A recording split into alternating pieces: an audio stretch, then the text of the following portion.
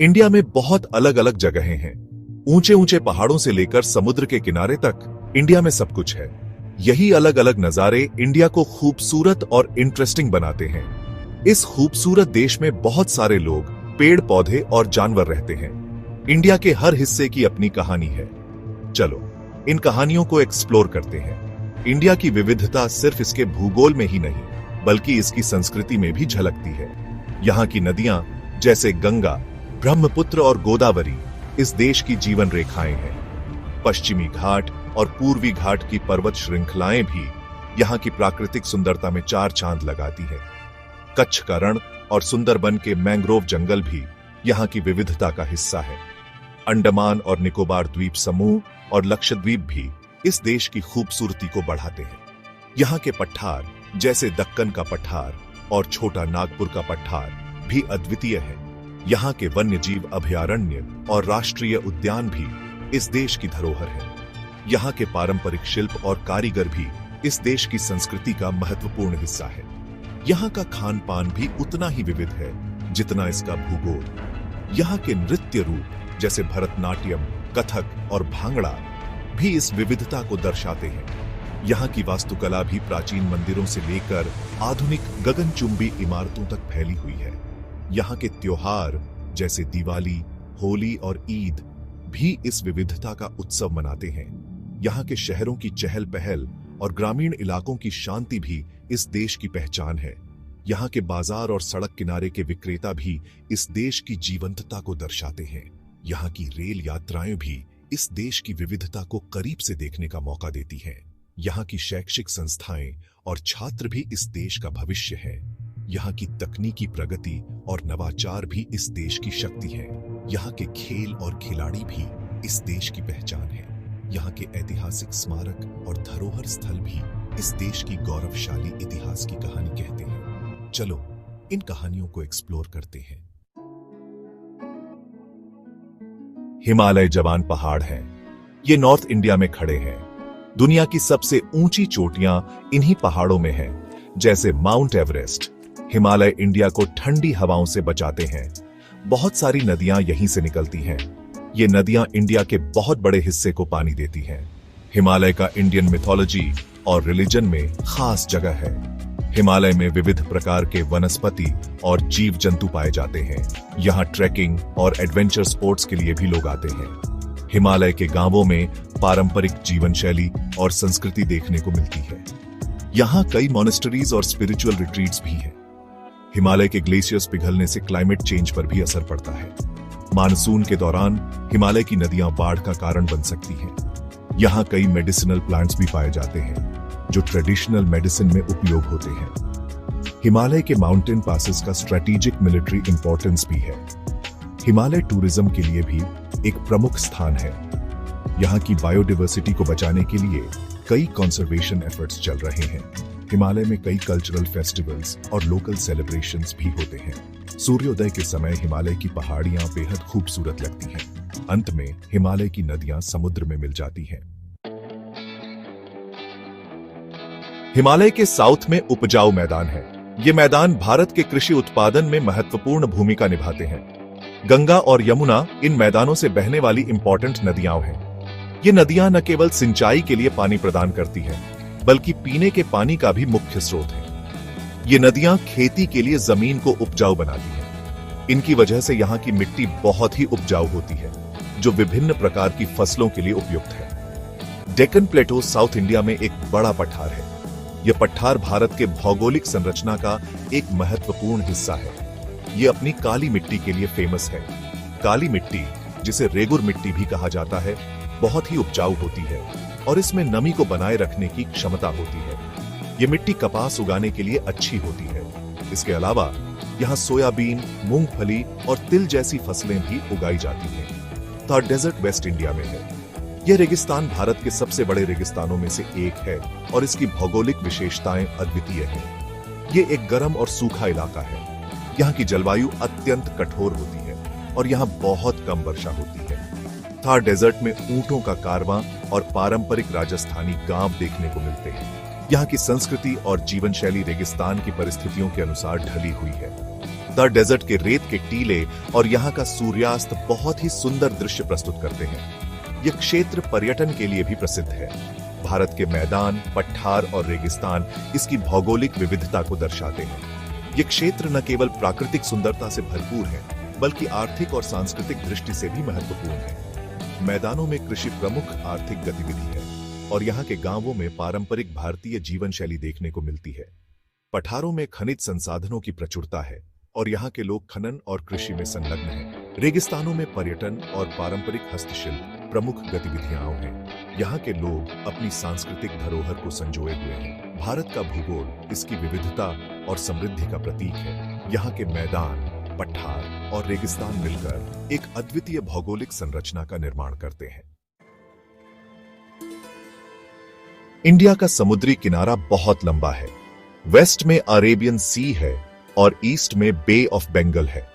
इन किनारों पर बहुत से सुंदर बीचेस और पोर्ट्स हैं। इंडिया के ज्योग्राफी ने इसके हिस्ट्री और कल्चर को शेप किया है। पहाड़, नदियां और समुद्र लोगों के रहने के तरीके को प्रभावित करते हैं। इन्होंने बहुत सारी कहानियों, गानों और पेंटिंग्स को भी इंस्पायर किया है। भारत के समुद्री किनारे पर मछुआरों का जीवन भी बहुत महत्वपूर्ण है। यहाँ कई तटीय त्योहार मनाए जाते हैं जो स्थानीय संस्कृति को दर्शाते हैं। भारत के तटीय क्षेत्रों में मैंग्रोव जंगल और विविध समुद्री जीवन भी पाए जाते हैं। तटीय क्षेत्रों की खानपान संस्कृति भी बहुत समृद्ध है, जिसमें समुद्री भोजन का विशेष स्थान है। समुद्र के किनारे बने प्राचीन मंदिर और वास्तुकला भी यहाँ की धरोहर है। तटीय व्यापार मार्गों ने भारत की अर्थव्यवस्था में महत्वपूर्ण भूमिका निभाई है। तटीय वन्यजीव अभयारण्य भी यहाँ की जैव विविधता को संरक्षित करते हैं। तटीय पर्यटन भी भारत की अर्थव्यवस्था का एक महत्वपूर्ण हिस्सा है। तटीय कटाव को रोकने के लिए भी कई प्रयास किए जा रहे हैं।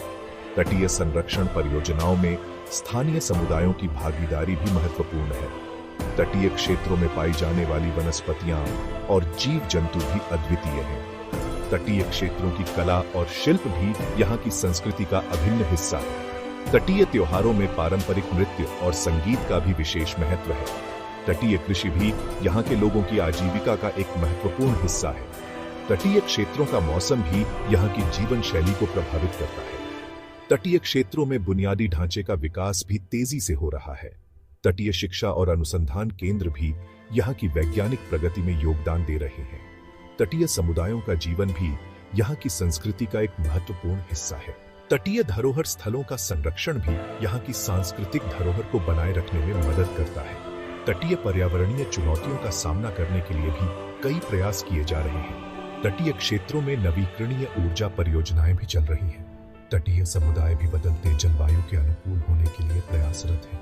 तटीय जैव विविधता और समुद्री पारिस्थितिक तंत्र का संरक्षण भी महत्वपूर्ण है। तटीय सांस्कृतिक धरोहर और पारंपरिक प्रथाओं का संरक्षण भी आवश्यक है। तटीय पर्यटन के विकास के लिए सतत पर्यटन प्रथाओं को अपनाना भी महत्वपूर्ण है। तटीय समुदायों की पहल भी यहाँ की संस्कृति और पर्यावरण को संरक्षित करने में मदद करती है। इंडिया, जहाँ अलग अलग लैंडस्केप्स हैं, वहाँ बहुत सारी बड़ी बड़ी नदियां भी हैं जो हमारी लाइफलाइन है। ये नदियां न सिर्फ जियोग्राफी को शेप करती हैं, बल्कि मिलियंस ऑफ लोगों की कल्चर और डेली लाइफ को भी। गंगा, जिसे इंडिया में सबसे पवित्र नदी माना जाता है, हिमालयास से नॉर्थ इंडियन प्लेन्स में बहती है, खेतों को पानी देती है और लोगों को भी। ये प्यूरिटी और स्पिरिचुअलिटी का सिंबल है। इसके किनारे काउंटलेस रिचुअल्स और फेस्टिवल्स होते हैं। ब्रह्मपुत्र दुनिया की सबसे लंबी नदियों में से एक नॉर्थ ईस्टर्न स्टेट से बहती है, लाइफ और फर्टिलिटी लाती है। इसका वास्ट बेसिन रिच बायोडाइवर्सिटी का होम है और काउंटलेस कम्युनिटीज को सपोर्ट करता है। यमुना, गंगा की एक ट्रिब्यूटरी, दिल्ली शहर के साथ बहती है। इसके हिस्ट्री और डेवलपमेंट में इंपॉर्टेंट रोल प्ले करती है। चैलेंजेस के बावजूद यमुना रीजन के कल्चरल फैब्रिक का इंपॉर्टेंट पार्ट है। गोदावरी, जिसे दक्षिण गंगा भी कहते हैं, सेंट्रल इंडिया से बहती है, डिफरेंट इकोसिस्टम्स को नर्चर करती है। ये बहुत से फोल्क सॉन्ग्स और स्टोरीज के लिए इंस्पिरेशन है।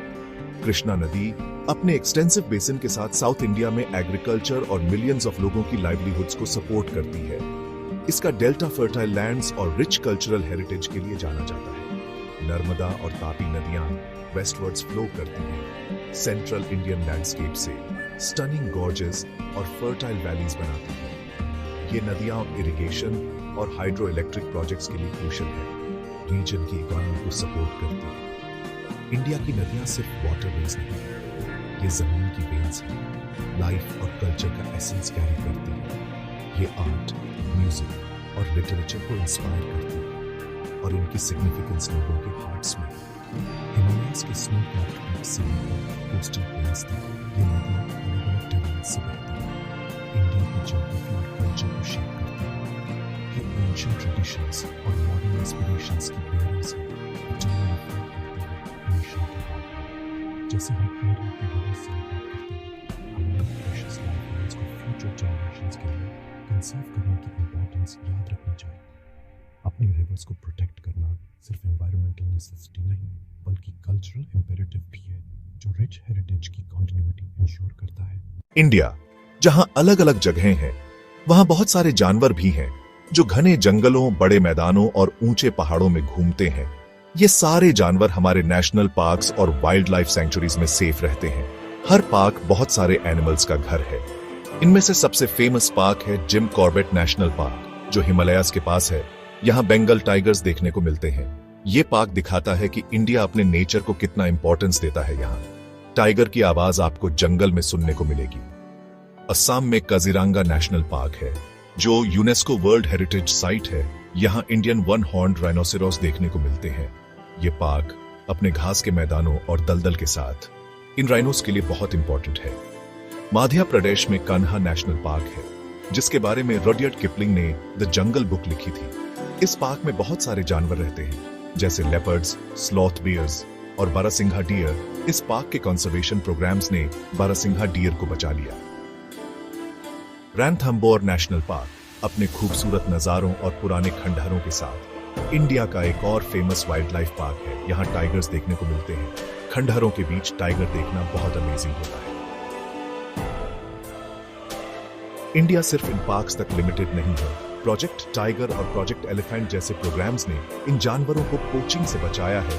इंडिया बायोडाइवर्सिटी कंजर्वेशन में आगे है, जहां लोग और जानवर साथ रहते हैं। गैप 2S हिमालयास के स्नो लेपर्ड से लेकर जीयर के लायंस तक इंडिया के जानवर अलग अलग हैं। ये जानवर इंडिया के नेचर का हिस्सा है। इंडिया के वाइल्ड लाइफ को सेलिब्रेट करते हुए हमें इन जगहों को फ्यूचर जनरेशंस के लिए बचाना जरूरी है। इंडिया के वाइल्ड लाइफ को प्रोटेक्ट करना सिर्फ एनवायरनमेंट के लिए ही नहीं, कल्चर के लिए भी जरूरी है। यह हमारे आर्ट, म्यूजिक और लिटरेचर को इंस्पायर करता है। इंडिया का लैंडस्केप इतना बड़ा है, अलग अलग क्लाइमेट जोन्स हैं, हर एक का अपना यूनिक इम्पैक्ट है लाइफस्टाइल और एग्रीकल्चर पे। हिमालयास के स्नोवी पीक्स से लेकर राजस्थान के डेजर्ट्स तक हर क्लाइमेट की अपनी अलग कहानी है। नॉर्थ में ठंडा एल्पाइन क्लाइमेट है। यहाँ हाई एल्टीट्यूड में रहने वाले लोग हार्डी क्रॉप्स जैसे बार्ली और बकवीट पे डिपेंड करते हैं। उनके घर हार्श विंटर्स को झेलने के लिए बनाए जाते हैं। वुलन क्लोथ्स और सदियों पुरानी विजडम उन्हें इस एक्सट्रीम एनवायरनमेंट में रहने में हेल्प करती है। साउथ की तरफ पंजाब और हरियाणा के फर्टाइल प्लेन्स में सब ट्रॉपिकल क्लाइमेट है। ये ग्रैनरी ऑफ इंडिया है, जहां अच्छी रेनफॉल और फर्टाइल सॉइल होती है। व्हीट और राइस के लिए परफेक्ट। यहाँ लाइफ एग्रीकल्चर के अराउंड रिवॉल्व्स करती है।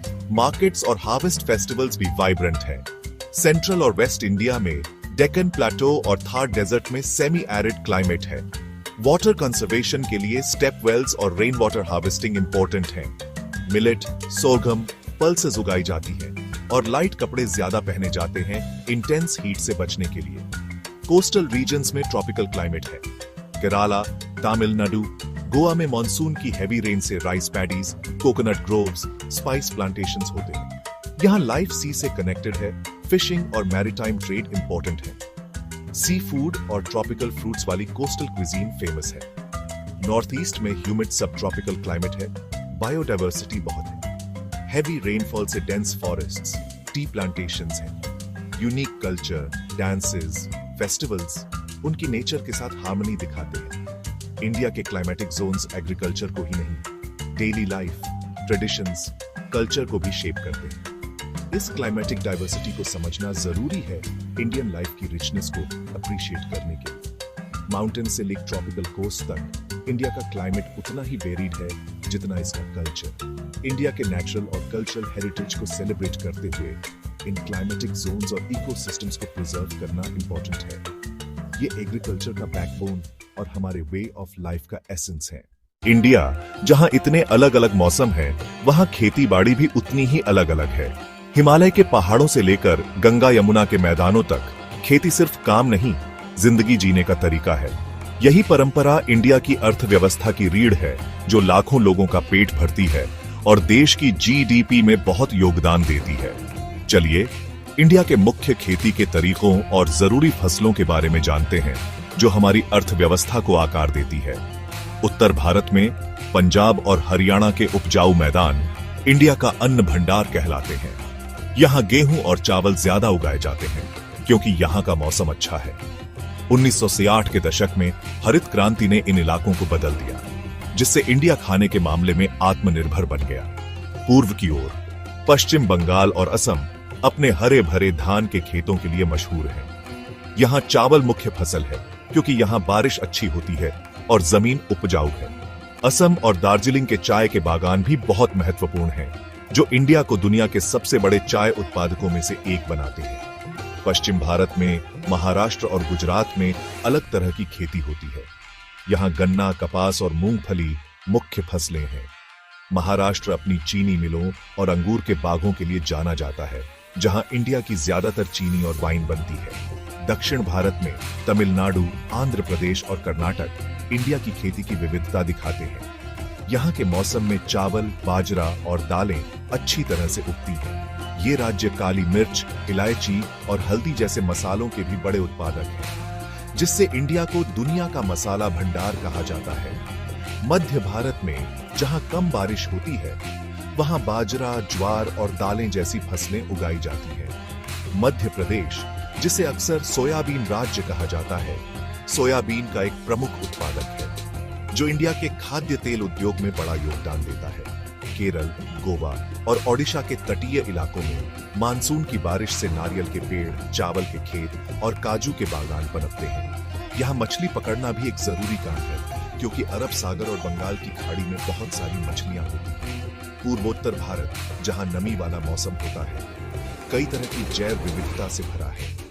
यह क्षेत्र जैविक खेती के लिए जाना जाता है, जहाँ काला चावल, बांस के अंकुर और कई तरह के फल उगाए जाते हैं। असम के चाय के बागान और मेघालय के बाग बगीचे खेती की समृद्धि को बढ़ाते हैं। इंडिया में खेती सिर्फ फसलों के बारे में नहीं है, यह जीवन, संस्कृति और समुदाय का उत्सव है। बैसाखी, पोंगल और बिहू जैसे त्योहार जमीन और लोगों के बीच गहरे संबंध को दर्शाते हैं। ये परंपराएं बताती हैं कि खेती न केवल अर्थव्यवस्था के लिए, बल्कि पूरे भारतीय समाज के लिए कितनी महत्वपूर्ण है। जैसे हम अच्छी फसल और मेहनती किसानों का सम्मान करते हैं, वैसे ही हमें टिकाऊ खेती के तरीकों को अपनाना चाहिए। मिट्टी की सेहत बनाए रखना, पानी बचाना और जलवायु परिवर्तन के हिसाब से ढलना जरूरी है, ताकि इंडिया की खेती आने वाली पीढ़ियों तक फलती फूलती रहे। इंडिया के खेत सिर्फ जमीन के टुकड़े नहीं है, ये देश की जीवन रेखा है, जो मजबूती, नवाचार और एकता की भावना को दर्शाते हैं। जैसे ही सूरज ढलता है हमारे गांवों के खेतों में, वैसे ही शहरों में एक अलग ही रौनक छा जाती है। इंडिया का अर्बनाइजेशन बहुत तेजी से हो रहा है और इससे डेवलपमेंट का एक नया दौर शुरू हो रहा है। शहरों के नजारे बदल रहे हैं, नए नए बिल्डिंग्स बन रहे हैं। मुंबई, जो फाइनेंशियल कैपिटल है, से लेकर दिल्ली, जो पॉलिटिकल हार्ट है, इंडिया के सिटीज देश की ग्रोथ को आगे बढ़ा रहे हैं। मुंबई, जिसे सिटी ऑफ ड्रीम्स भी कहते हैं, अलग अलग कल्चर्स का मेल है और फाइनेंस, कॉमर्स, एंटरटेनमेंट का हब है। इसके बड़े बड़े स्काई स्क्रेपर्स और हिस्टोरिकल लैंडमार्क्स इंडिया के इकोनॉमिक एस्पिरेशंस को दिखाते हैं। दिल्ली, हमारा कैपिटल सिटी, एंशिएंट हिस्ट्री और मॉडर्निटी का मिक्स है। यहाँ गवर्नमेंट ऑफिसेज भी हैं और बहुत सारे कल्चरल साइट्स भी। दिल्ली हमारे देश का पॉलिटिकल और कल्चरल हार्टबीट है। इसके बस्टलिंग मार्केट्स, ग्रैंड मॉन्यूमेंट्स और बड़े अर्बन स्पेसेस दिखाते हैं कि ये सिटी लगातार बदल रहा है। साउथ में बेंगलुरु, जिसे सिलिकॉन वैली ऑफ इंडिया कहते हैं, देश के टेक पावर को दिखाता है। अपनी आईटी इंडस्ट्री के साथ बेंगलुरु इनोवेशन का क्रेडल बन गया है। दुनिया भर से टैलेंट को अट्रैक्ट कर रहा है और स्टार्टअप्स और टेक्नोलॉजी को आगे बढ़ा रहा है। हैदराबाद, एक और साउदर्न जैम, अपने रिच हिस्ट्री को मॉडर्न इंफ्रास्ट्रक्चर के साथ मिक्स करता है। अपनी बूमिंग टेक इंडस्ट्री और हिस्टोरिकल साइट्स जैसे चारमीनार के लिए फेमस हैदराबाद ट्रेडिशन और प्रोग्रेस का परफेक्ट एग्जाम्पल है। कोलकाता इंडिया का कल्चरल कैपिटल एक ऐसा सिटी है जहां आर्ट, लिटरेचर और इंटेलेक्चुअलिज्म फ्लरिश करते हैं। अपने कॉलोनियल आर्किटेक्चर और वाइब्रेंट फेस्टिवल्स के साथ कोलकाता कल्चरल रिचनेस और आर्ट का बीकन है। वेस्टर्न सिटी अहमदाबाद एक ग्रोइंग इंडस्ट्रियल हब है जो टेक्सटाइल इंडस्ट्री और एंटरप्रेन्योरियल स्पिरिट के लिए जाना जाता है। मॉडर्न अमेनिटीज और हिस्टोरिकल आर्किटेक्चर का मिक्स इसे यूनिक बनाता है। चेन्नई अपनी ट्रेडिशंस और मॉडर्न इंडस्ट्रीज के साथ एक इंपॉर्टेंट पोर्ट सिटी है जो मैरीटाइम ट्रेड में बहुत कंट्रीब्यूट करता है। इसके कल्चरल फेस्टिवल्स, क्लासिकल म्यूजिक और डांस फॉर्म्स इस वाइब्रेंट सिटी में और रंग भरते हैं। इंडिया में अर्बनाइजेशन सिर्फ इकोनॉमिक ग्रोथ के बारे में नहीं है, ये अपॉर्चुनिटीज क्रिएट करने और क्वालिटी ऑफ लाइफ इंप्रूव करने के बारे में भी है। लेकिन इसके साथ चैलेंजेस भी हैं, जैसे इंफ्रास्ट्रक्चर डेवलपमेंट, सस्टेनेबल लिविंग और इंक्लूसिव ग्रोथ। जैसे जैसे इंडिया अर्बनाइज हो रहा है, स्मार्ट सिटीज, रिन्यूएबल एनर्जी और सस्टेनेबल डेवलपमेंट पर फोकस बहुत इंपॉर्टेंट है। स्मार्ट सिटीज मिशन जैसे इनिशिएटिव्स ऐसे अर्बन स्पेसेस क्रिएट करना चाहते हैं जो एफिशिएंट, लिवेबल और रिजिलिएंट हो। इंडिया के सिटीज सिर्फ कंक्रीट जंगल्स नहीं हैं, ये इनोवेशन, कल्चर और प्रोग्रेस के एपिसेंटर्स हैं। ये एक ऐसे नेशन के एस्पिरेशंस को रिफ्लेक्ट करते हैं जो फ्यूचर को एम्ब्रेस करने के लिए रेडी है और साथ ही अपने रिच हेरिटेज को भी रिस्पेक्ट करता है।